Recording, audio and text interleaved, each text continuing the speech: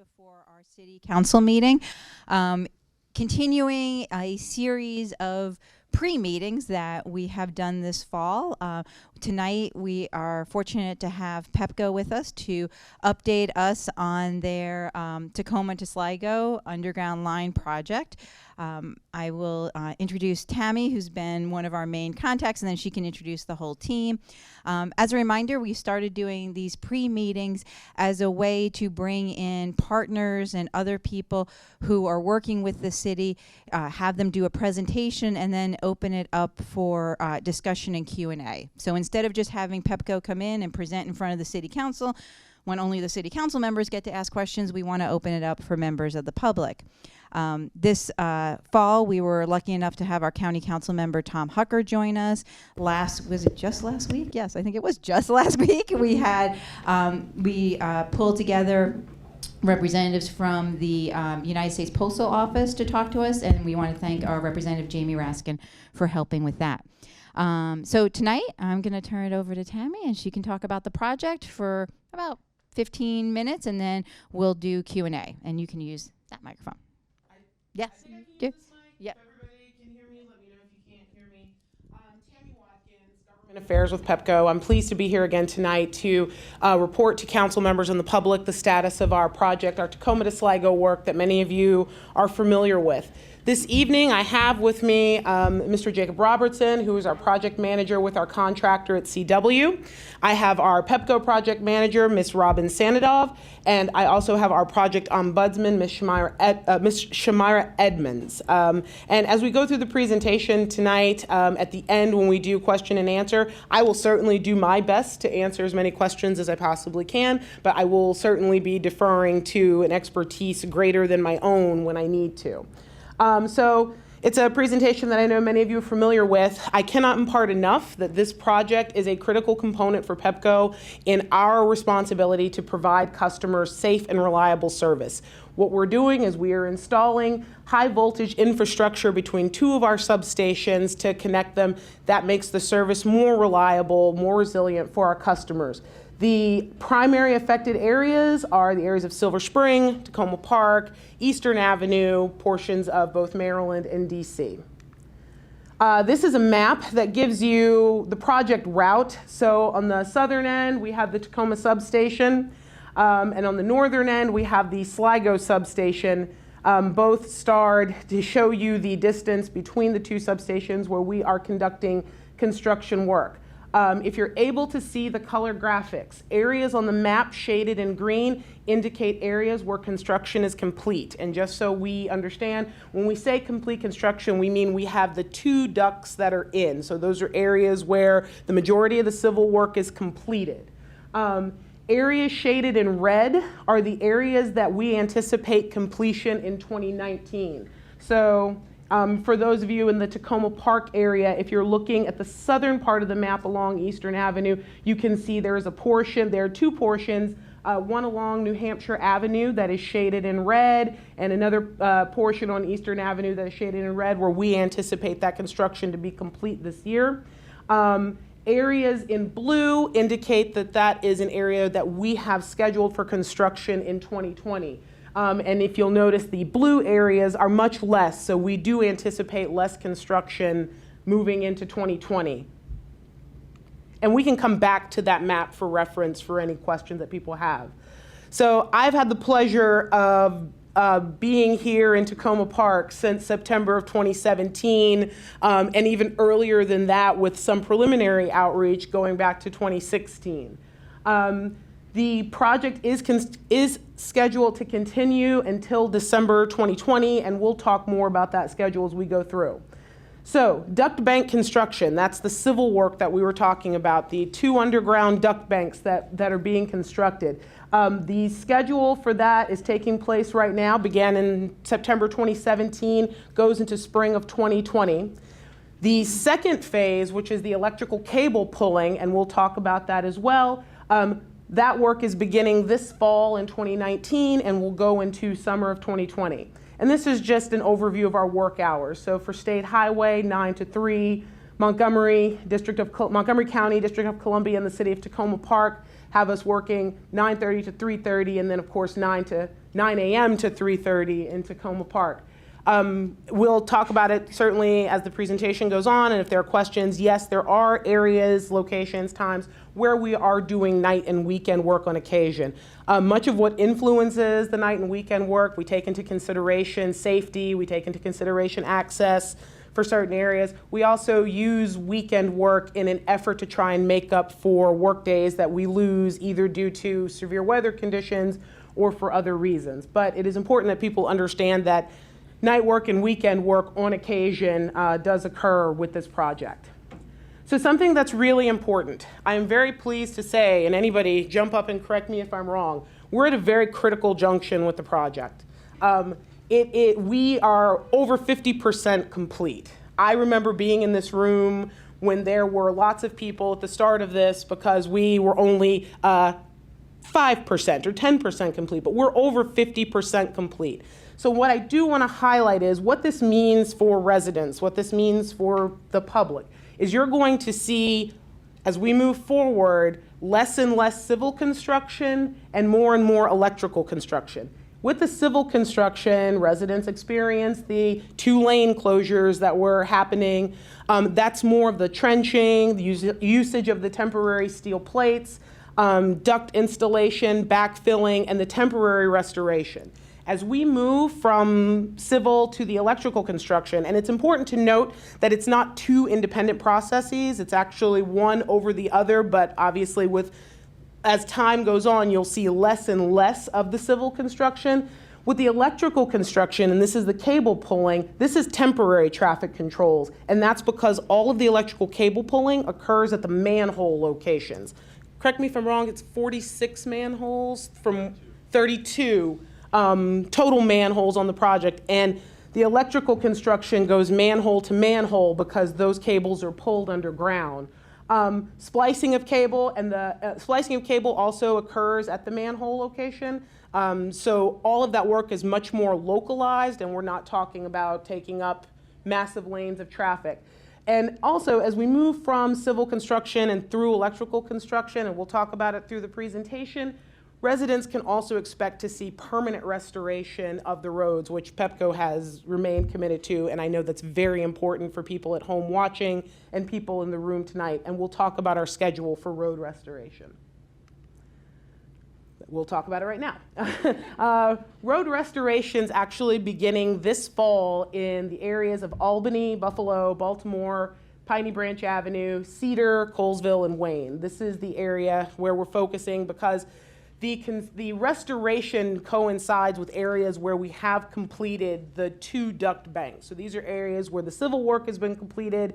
We're ready to move to the electrical construction work, so we find ourselves in the best position now to begin restoration on these roads.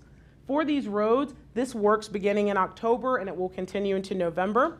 I wish I could say December, January, and February are optimal road repavement months. They just aren't. So the focus is going to be to get as much of that work done in October and November. We will take into account, of course, weather conditions because that will affect road restoration. And I don't know if you're able to see, I understand it's really small. This is our road restoration schedule, and I'll just speak to it briefly for people that may not be able to see. As I noted on the previous slide, September and October of this year, we're focused on the areas of Albany, Buffalo, Baltimore, Piney Branch. It's in the middle of the road restoration schedule. For specific to the Takoma Park and the metro station area, it's important to note that there are several streets where we are working with DDOT to coordinate a repaving schedule for those locations because there is a separate project that DDOT is coordinating. So once we have those dates confirmed with DDOT for the repaving, and this is along Eastern Avenue, I'm looking at Whittier, Kansas, Tuckerman, Sligo, and Eastern Avenue in these areas. Once we have those dates confirmed with DDOT, certainly we can populate the schedule, and then this schedule can also be made publicly available so people will know when they can anticipate road restoration in their area. We are very excited to also share that we have retained a project ombudsman. Ms. Shamira Edmonds has worked with Pepco. She's very familiar with our work. She's worked with us with Capital Grid outreach, so she's familiar with the work, she's familiar with the project, she's familiar with our processes, and she is the best conduit between Pepco and CW for our residents. Her physical location is at the Lamond Recreation Center, which is physically located in Washington, D.C., just slightly over the border between Takoma Park and Washington, D.C. And she does have limited office hours on Tuesday and Thursdays and Saturdays. But something that I do want to point out for residents in Takoma Park who are here and for those watching on TV, Ms. Edmonds has probably met you. She has been on the road on Eastern Avenue, on areas with our project as far north as Silver Spring, meeting and talking with people and reporting back to Pepco with the issues that are being raised in the community to bring to the attention of Pepco and CW. I will point out this evening, I also have my counterpart with me, Mr. Travors Culpepper, who represents Pepco relations in Washington, D.C. So Shamira has a very close working relationship with the two of us. On our website and on our materials, we are working to prominently feature Shamira's contact information, which is, like all of us, available 24/7 for residents that have questions or concerns. Something I failed to point out when I spoke about road restoration was steel plates. We understand steel plates do continue to be an issue because they are a part of our civil construction work. We encourage residents, council members, community people, if there are steel plates that are loud and that are banging, please do not hesitate to contact us immediately to let us know. We are able to make restoration to those steel plates within 1 to 2 hours in a majority of cases. And the issue is, in a lot of instances, we just don't know they're loud until people tell us. So I want to take this opportunity to just encourage people to continue to make us aware if they have questions or concerns about steel plates. And again, Ms. Edmonds is in our community. She is talking to people, meeting with people, and we look forward to increasing her presence in community meetings and community events moving forward with the project. I just want to cover some milestone dates. Going back to civil work for the first duct bank, we anticipate completion this fall. That's critical. That's what really pushes us over the mark. For both duct banks, we anticipate completion by next summer. Cable pulling will begin this fall and this winter for the first supply in areas where we've completed that construction. And then the final part of the project, which includes the cable pulling and splicing for the last supply, fall and winter 2020. So it's my hope to be back here in 2020 high-fiving everybody in this room because we're done. That is the milestone dates for the project. Want to remind people, we do have a website presence, pepco.com/Takoma. We do have emails. We regularly receive emails from people with either questions about the timeline, questions about particular aspects of the project, but we encourage people to contact us either online, by the phone. Our ombudsman is available at scedmonds@cwsons.com, and her phone number is 202-643-3148 for those of you who are not able to see the slide, watching remotely at other locations. That is the high-level project overview. What I'm more interested now is taking questions from the audience or the viewing public, anything that we can address to bring you up to date. Yes, ma'am. Yeah. I will do my best, but if I cannot answer, I will defer. Hi, my name is Charlotte Shoneman, and I live in the 6800 block of Eastern Avenue. Our house has received quite a bit of damage due to the Pepco construction, primarily due to the vibrations and shaking that our house endured. Our gas line fell apart multiple times, and the main gas line fell apart, and there are cracks in our house and all sorts of things. So my main interest is in getting in touch with neighbors who have experienced similar things. People, please come see me after this meeting, or if you're watching this on TV, please contact me, because I think if we are divided and conquered, then we're not going to do so well. So, and then my questions were, when's the best time to file a claim? When the cracks just first start appearing, should you file your claim, or should you wait until, is there an amount of time that it takes? It seems like the cracks have been continuing to increase or to spread over this 6 or 8 months that have transpired so far. It's kind of seems like maybe they're getting less. Is there a usual normal time period that we can expect the cracks will stop appearing and we can say, now's the time to file a claim? They encouraged me to file a claim at the beginning, but then they lost the claim I filed, which I thought maybe that's good, because I only asked for like $1,000 because there was only one crack. So one of my questions is, when's the best time to file a claim? And then what do you cover for in the reimbursement? Like if we filed one claim and you paid it, like if you had paid that $1,000, would I be then able to file another claim later if more damage occurs? If we decide to just live with all these, like we've been living with these cracks, and then there's water damage and various things, it's been kind of difficult, and keeping track of them and photographing them and creating documents of all the cracks and talking to contractors and stuff. Do you reimburse us for any of that? It's like a part-time job. Or do you just pay for the construction? That's pretty much it. Sure. Thank you. Sure. If you allow me, there are two things I want to try and accomplish with my answer, and that is to specifically answer your question. I'm very happy that you're here this evening. I know you've worked with various people at CW, and I know you've contacted our region president, Donna Cooper, and I know she's been in touch with you. And what I will say is the claims process is a very individual and a specific process. And for those people that have filed claims, if you're in the audience or if you're listening to tonight, we anticipate following up with those people that have filed claims next week. And that has allowed that will allow us to complete our third-party review of the investigation that took place specific to your home and your location, and that allows us to follow up with you to address the specific issues to your home. So you can expect. So with regard to your second question in terms of what's covered, please allow us to follow up with you individually, because in a claims process, there's really no one size fits all.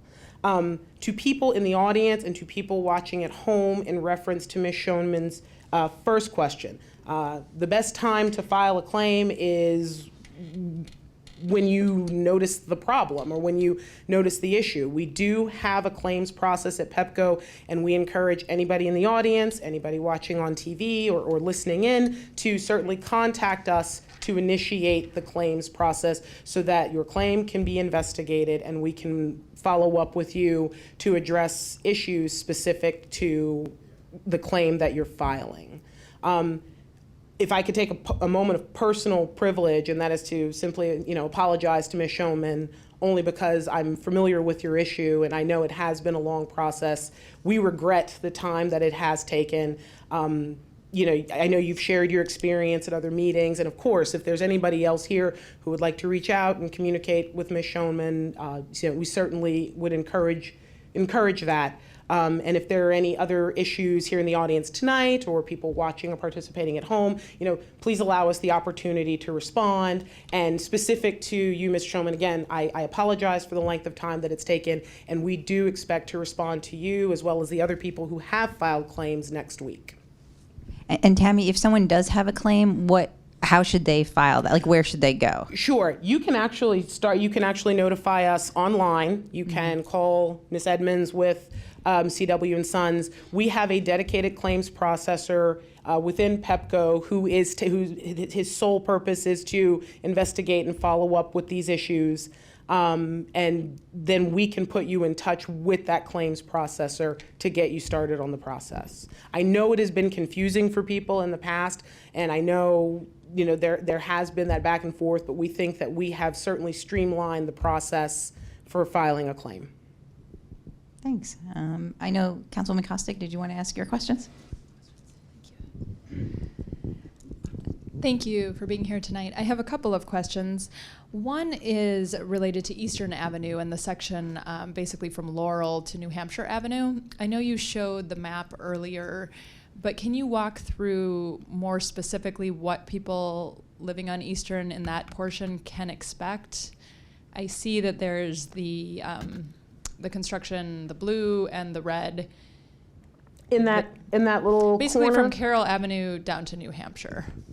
In that area, and you're talking about the paving for this fall, or? So that's I have a Okay. separate question related to that, but what can people expect in terms of ongoing construction in those areas? In those areas where, if you're looking at the map that we have here this evening that are south of Carroll Avenue going towards New Hampshire, in those areas where you see red is where we'll be working through 2019, and that's going to be the process of civil construction. So residents in that area on the map that are highlighted in red on the District of Columbia side as well as the Takoma Park side, in that specific area, and I apologize that I don't have a more detailed map, but in that area they'll still continue to see civil construction. They'll still, as through 2019, they'll still continue to see the excavation, the trenching, the backfilling. They'll still see work in that area because we're still installing that second line. Of course, areas of the green is where the first line has been completed. So in that area, they can expect to see more electrical work at the manholes, preparing for the cable pulling and the splicing. And then in the area in the blue where Carroll Avenue is on the map, that's construction that's planned for 2020, and that will be, again, a mix of civil and electrical. So it's still going to be the excavation, it's still going to be the trenching and the backfilling. I don't know if Jacob or Robin want to make any comment about. Yeah. That's pretty accurate. And I'm sure as you get closer to it, you'll provide us with that on the look ahead as well, if Correct. there are specific Correct. areas. Okay. One of the other complaints I've heard from people is a concern about crews regularly working past the 3:30 p.m. time. I know this is something we've talked about previously, and we brainstormed some options for how to notify people if that's going to happen. But I've heard from people that they've had multiple experiences where crews were still there after 6 p.m. and it was causing huge traffic backups in the Eastern Avenue area. I'll answer the question first by saying yes, if we're working, and I'll just highlight the hours again, if we're working past that 3 o'clock, 3:30 timeline, the primary driver when that occurs is we are either cleaning up a site to make it safe, we've experienced some type of impact to or delay to work that's being done there. So the first thing I would say is for people watching and listening is, yes, there are times when we do work past that 3:30 schedule. We work very hard to minimize how often that happens. We like to think that we're getting better, but if we're not, we certainly want to hear from those affected residents. I don't know if Jacob wants to offer any recent experiences working past that time. Oh, if you can come to the mic. So just recently on Piney Branch, we had a situation where the road was caving in right about 1 o'clock in the afternoon. So unfortunately, we have to prepare the roadway so it's safe for motorists to drive on it afterwards, and sometimes that takes some time. So it shouldn't be something that you're seeing over and over again in the same spot. If you are, I definitely encourage you to reach out to Shamira and let her know so we can get ahead of it. Our crews definitely know these time limits, and they know that they're supposed to be off the street on those times. So if it is a situation that something has gone wrong, that's most likely what the reason is for working late, especially the 6 a.m. or 6 p.m. time. I remember that specifically if it was recent. The roadway had given in, so it's usually related to safety, not production or anything like that. And is there any way for us if you know at 1 p.m., is there any way for you to notify us? I know in some cases you won't know how long the repair is going to be, but if you notice, oh, this is a pretty big situation, we don't think it's going to be resolved in a few hours, is there a way to let us know so we can pass that on to people? I mean, we can definitely notify the ombudsman and Tammy and try to get outreach. Something like a utility break, like a water line break, obviously right away we're going to know that this is going to take some time. Some of the road repairs, we're not sure. Some of them we can repair very, very quickly and get it taken care of, and others, they take a little bit of time. But I think we could probably come up with something to communicate internally to try to get the word out. I'm not sure what the message would be, but we can definitely get the word out. There are times we have been able to communicate that information, and there are times when we haven't. There have been times in the past, since 2017, there have been times when by the time CW is aware that there's an issue and the information rises up to either me or an ombudsman level, we're already at the 4 or 5 o'clock mark. It's a process.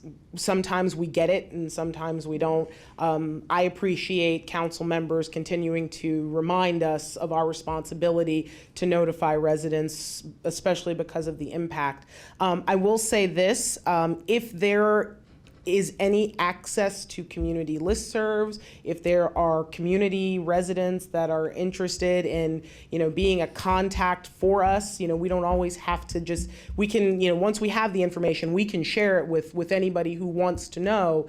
But certainly email us with your information, and we can certainly, if you want to be the person on your block who wants to know when something's going to happen, we would love to have that contact. Thank you. I see a question here. I do have one follow-up question, which I'll ask later. Okay. Okay. My follow-up question is not related to this specifically, but I'm curious if you have any updates on the work and coordination with DDOT and what their schedule is, because it's been very hard for us to get a sense of where that project is. I know it's been delayed from several times from where it was originally. Travorce, I'm not sure if you have anything that you would like to share. You have to come to the mic. People at home can't hear you then. Sorry. Thank you for that question. Again, Travorce Culpepper. As Tammy stated, we did have an on-site meeting a few months ago with DDOT to coordinate the work with the Metropolitan Trail. I know you're speaking of that. And then also the Eastern Avenue Rehabilitation Project. We, from what I understand, they're looking to start that work shortly after we finish sometime next year. We haven't gotten any firm dates from them in terms of when they're actually going to be starting that construction work. I know that we're waiting right now to get a formalized agreement as far as when they'll actually start the Metropolitan Trail. And Jacob, if my memory serves me correctly, I think they're looking to start that next year. Is that your recollection? I know we haven't gotten anything in writing. Is that for the trail or for the trail? I believe they're starting that actually. I'm going to try to, DC is going to try to do the trail in coordination with our restoration. So that way we can try to limit the amount of work, working and then leaving and then coming back to work. So we met with DDOT on site with Robin about a month ago. For the bike trail specifically. So what we're going to do is we're going to perform our restoration up to Piney Branch. We're actually going to perform some of the bike trail restoration as well. And then DDOT has planned that they're going to come in directly after us to get it done kind of all in one motion. Right. And right now what we're doing is waiting on we had a verbal agreement and waiting for them to sort of solidify that in writing. So that's what they told us. We are meeting with them on a regular basis. In fact, there's a meeting tomorrow to talk about specific dates in terms of when they start construction, as well as other projects that they have in the area. So more to follow on that. As soon as I have firm dates, we'll make sure to communicate that as well. And Tammy, can you just say when we say the bike path, what we mean? I'm not sure if everybody understands exactly where we're talking about when we say the bike path. Or Jacob, yeah. The bike path is located between Piney Branch and I believe it's Baltimore Avenue right there. So it's one block between, it's actually DC property, I believe, but it's right at the border of Takoma Park between Piney Branch and Baltimore. Great. All right. And I just want to recognize that we've been joined by our delegate, Lorig Charkoudian, this evening. Thank you for coming. And did you have a question? Milford Sprecher, I live on Albany. Just in terms of letting us know, maybe if you could let the police department know. A lot of people are on the police department email list, so that's one way, sort of a quick way to get the word out to us, and they're pretty good, I think, about letting people know. Just kind of a comment, and actually I want to even give you a compliment. I live in Albany, sort of right in the middle of all this, and it's been an interesting time to try to get around.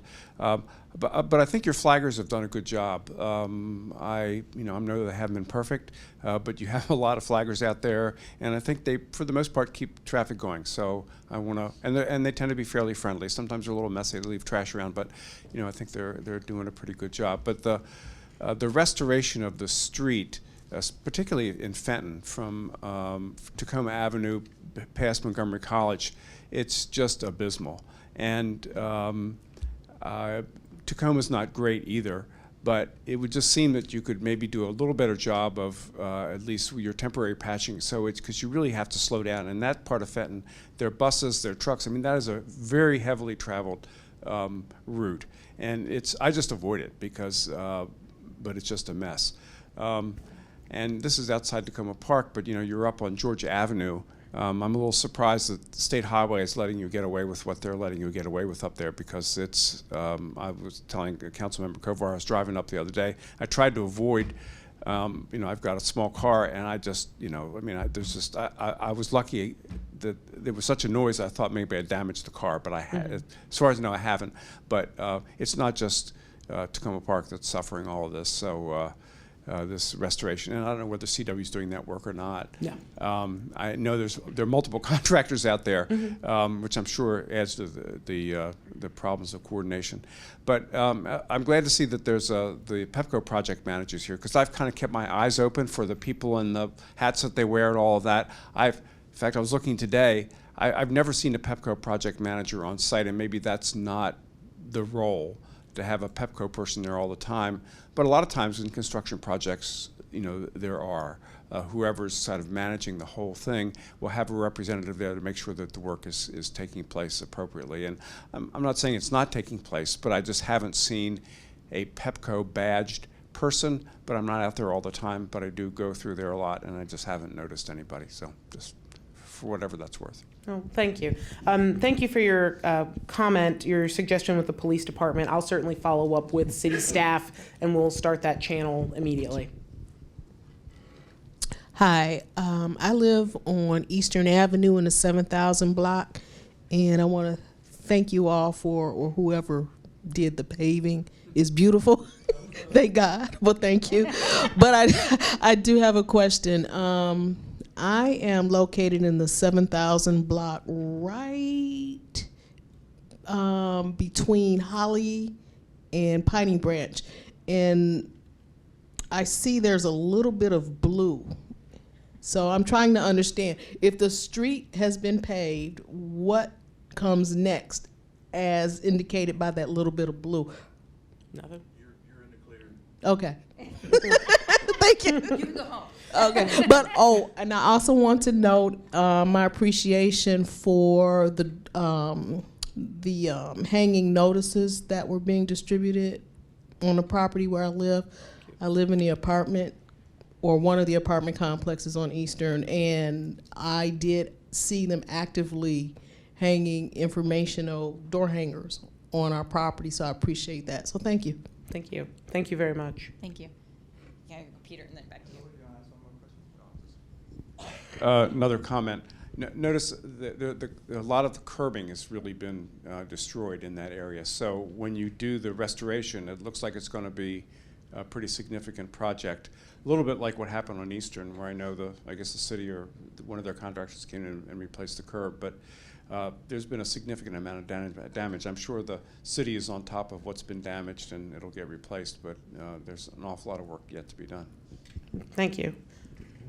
Thank you, and Tammy and others, thanks for being here. A few specific questions and some general comments. So one, on Takoma Avenue, and I think it's between basically where Takoma Avenue starts up to Albany, the current look ahead that you provided shows that milling is supposed to take place there tomorrow. Yes, tomorrow and Friday is the most recent I saw. But we didn't get a second week beyond that. Usually milling is right before a resurfacing. Is that what's happening? Yes, milling is part of a resurfacing. So is resurfacing happening next week there? No. But it's only 2 days of milling, so what else is happening then? So this is part of the solution that we had out of our meeting that we had a couple weeks ago. Right. So we're going to do the milling to make sure everything gets smooth for a temporary. Right now, we still have a little bit of work to complete before we can do the restoration itself. So we're going to mill it down, try to smooth it out some for a temporary week or two. In that week or two, we're going to perform the curb work that you're talking about right now. So we're going to be doing milling, we're going to do curb work, and then about a week or so after the curb work, we're going to do our portion of work in that time as well, and that should open it up for paving to follow right behind. Okay. And so I think earlier there was talk about doing the milling sooner. One of the residents told me on Takoma that they got a notice today saying no parking tomorrow. And so one of their kids' cars there, and they don't have the key. And they literally were told that today. So how do we avoid having that person get a ticket? So we had no parking signs up the whole week, but Yeah, but people were told when they spoke to Pepco, people, you don't have to worry about it till later, and it's just not enough time for people to be ready to do something like that. So If you can give us the contact information so we can work with that resident. yeah, I think the resident actually already reached out to Shamira, so we'll come up with a plan okay. to. Then you alluded to the bike trail. Thank you for that. You alluded to the bike trail, but I just wasn't 100% sure because the look ahead also says bike trail detour. So for this week or next week, I wasn't sure. So you mentioned something about the bike trail, but is there an added detour? Well, I mean, I guess the idea is that the district wants to, or the parks group wants to complete that while everything is still dug up, but I wasn't clear what that's going to mean for traffic. Right, so the bike detour is actually, the bike path is two separate issues. So we have the bike path restoration taking place at DDOT at Piney Branch in Baltimore, which is Right. what we spoke on earlier. There shouldn't be any detour or anything different than what you're seeing now for that. The bike path detour is specifically for the bike path itself, and that's right in front of the college. So the duck bank route actually goes up into the bike path. So to be able to maintain the bike path, we've created a detour which pushes people through a crosswalk that we've created and then into a temporary bike lane. So the on cyclists Fenn start Street. detouring is what you mean by that? Yes, not the exactly. And then someone asked me at Maple and Carroll where you're doing work. So that's, I think, in the where the green and the blue and the red all kind of come together. Mm-hmm. But the gentleman who asked me mentioned that some of the vehicles said environmental services that were working there. So is that just a continuation of this work, or is there something connected to why environmental services would be there? Oh, that's the work in the trench. That's correct. Earlier, we had provided some information, and we've contacted residents in that area. The environmental services truck are there to facilitate work in a portion of the trench where maybe earlier this summer we had an issue with a leak underground. We were able to isolate and contain the issue underground, but as we're still completing our work in the trench in an effort to keep the workers safe and to keep the area safe, we do have those environmental service that we still have that contract. And I apologize, I don't recall the actual name of the company, but they're still working in that area. What the residents were asking, was there hazardous materials there? Absolutely It not. sounds like it's not. Yeah, Absolutely okay, not. okay. Yes. So just a couple other observations then. Following up on what Councilmember Kostick said, we've requested multiple times that when there is a late working situation that we be notified, because we, elected officials among others, do have access to the listservs and so on. We've talked about that numerous times. I've never gotten that once. And I'm not saying when you're in the middle of dealing with a broken main, right at that point, someone should stop and say, hey, we better tell Councilmember Kovar. But once the immediate emergency portion of it is under control to the extent that that happens, and then there's no way guys are going to finish by 3:30. This is exactly what we've talked about in the last several meetings, and it just doesn't happen. And even if it's after the fact, I would like to know, because people get home at 6 o'clock and say, hey, how come we were still doing it? I don't know, and I've never once been told about that. So it's easy to say you're going to do it, but we haven't been getting that. So that's one. Second thing is, when the look ahead changes, it would be helpful to have information about that, because there were numerous times with the paving of Eastern that the resident mentioned, which is great that Eastern's paid, but we were hearing for week after week, we're going to be milling and paving Eastern, and then it wasn't happening, and there was no explanation. It just bumped over to the next week. So when it changes, it's the same day's work for you guys, but for people who live there, who are waiting for it to happen, it's not. I really think you have to pay more attention to that. And I think the same thing applies, and I mentioned this in several emails, but there ought to be office hours in Maryland. And I just don't think, realistically, you might think, well, what's the difference? Someone from North Dakota can just run over to the Lamont Recreation Center. But it's not, to me, showing a appropriate level of respect for Maryland to just say, hey, there's 3 office hours here, great location, anyone can go anytime. Well, I guess they can, but it affects Maryland too, and I really would like to have more attention paid to that. Last thing, and you can answer any of these as you want, I'm really worried about, if it's not raining now, and maybe it never will rain again, but if we do get some rain and then the civil work, if that's the right phrase, doesn't get completed in time for the paving season when it gets colder, if it ever gets colder, then we're looking at another 4 months of really, as Milford said, abysmal conditions for the road service. And so what's going to happen with that, and what can be done to address that if that happens, or what assurances can we have that it is going to all get done in the green areas by October, or the you mean in the red areas? The red areas by October, yes. Yeah. I will certainly respond to the last question. We're subject to weather conditions, and when weather conditions affect the schedule, we'll certainly notify council and staff as well as to what that effect's going to be. Rain, snow, sleet, hail all affect a construction site differently. And the assurance we can make is when the schedule changes, and if there is work that was scheduled to be completed in 2019 that does get pushed into 2020, that's something that we think, of course, council and city staff should be made aware of. So when we have that sense at the end of 2019, we can certainly commit to notifying city staff, city council, if that occurs. But what's the plan, other than just saying you got to wait another 5 months to have a decent road? I mean, is that just, if that happened, is there a plan B, or is it just the roads will remain crummy until spring? So, I'm sorry, are you talking about? If you can't finish the work in time to pave it because winter comes, then that would tend to mean that no paving could be done, say, until, I don't know enough about it, but March or April or whenever, right? And so, since it's already been well over a year, adding another 6 months or 4 months to people just strikes me as, I mean, I can't believe you're not doing everything possible to get this work done by October, as opposed to having not done much for a couple of months in some of these areas, which have already been subjected to this. And I don't quite get that.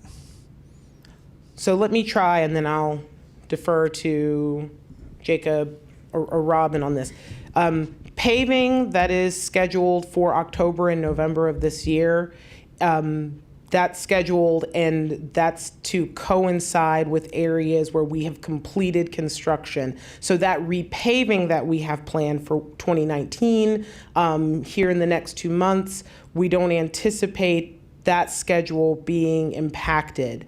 That's not to say that during that same time period, there are portions of civil work that may be affected by weather or other unforeseen events.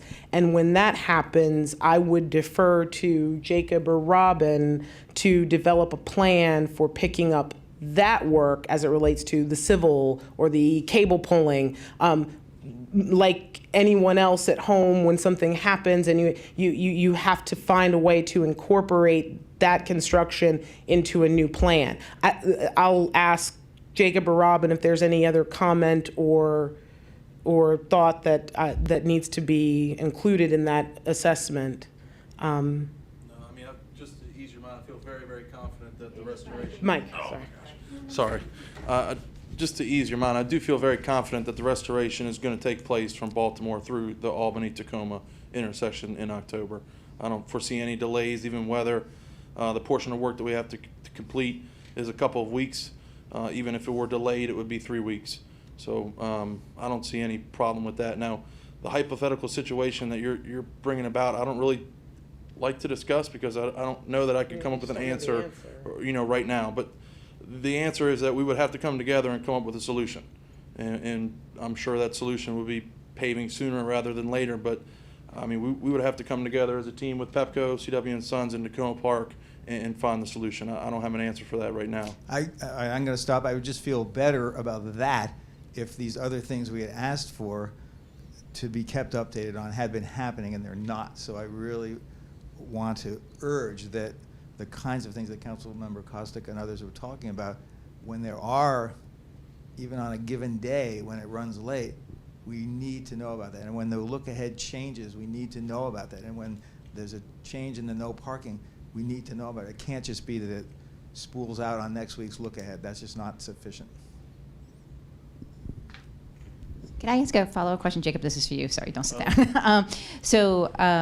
You generally know, like, going into the fall, like, kind of about when your cutoff date is, right, for being able to do the Paving? Yeah, the paving it's work. all temperature dependent. So whenever it gets below 45, 40-ish degrees, then basically the plants will, it's a day-to-day. So one day it's 50 degrees, the plant is open. The next day they wake up in the morning, it's 35 degrees, the plant's closed. So it's kind of hit or miss. It's hard to tell. If the weather's like it is right now, we'll be clear through November doing paving if it stays hot as it is right now. But it's definitely a moving target to try to hit. So it's all temperature dependent is really what the asphalt is dependent upon. Okay. So maybe what we could do to address Councilmember Kovar's point is, and I'm going to throw this out there, you tell me if it works, is, as we get closer to the end of October, maybe getting a report from you, in addition to the 2 or 3 week look ahead, this is what's completed, this is what we still have to do, and this is, because I'd imagine, October, as you said, you probably can get the work done you guys scheduled. Once we get to late October, early November, that's when the weather gets maybe potentially a little dicier. Sure. So maybe if we could touch base again in about 3 weeks to see what's been completed, what's still, and then a plan can be put in place. Absolutely. All right. The other thing I just want to go around again on is when we met prior to this and we had the opportunity to meet the Ombudsman for the first time, we mentioned some things like the Takoma Park Farmers Market on Sunday mornings is a good way to get many of the residents who not only live in Takoma Park but in DC who are impacted in this area. In addition, we're glad that you were able to come here tonight. If there are times when we can make available some area in the rec, in our rec department here, in our city building, we can also do that as well, since this is fairly convenient, again, for residents who live in that area. So. Sorry, just can't shut up. But I'm happy that you're going to be repaving Takoma, but I notice there it's sort of the dog leg where it stays red, which I guess is Fenton Street. And when you'll continue construction, the civil construction through 2019, when do you expect to repave Fenton Street alongside Montgomery College? If you're looking at the schedule, we pick up a lot of that work in the May-June timeframe. Yeah, okay. Oh, boy. Thank you. Thank you. Thanks. Any other questions or comments? Yeah. Is anyone that's involved with disseminating the information subscribed to the listservs? What I find with the majority of listservs is there is a residency requirement. I have to provide an address, and if I don't live there, I can't participate in the listserv. So that's why I do encourage, if there's anybody listening or here tonight that would like to volunteer their email address, you are certainly, please contact us at the hotline. You can contact the ombudsman or me, and we can include your email address when we send out things like the look ahead or any types of notifications. Thank you. Great. I believe that the city council members are on listservs, and we've already kind of worked it out so that you all are going to let them know from here on out what's going on in advance, and they are going to communicate with listservs. So I think we're on it. Great. All right. Well, we're almost to 7 o'clock, so we'll be wrapping up. Thank you for coming back again, and we look forward to continuing the conversation and the work ahead. Thank you very Thank you. much.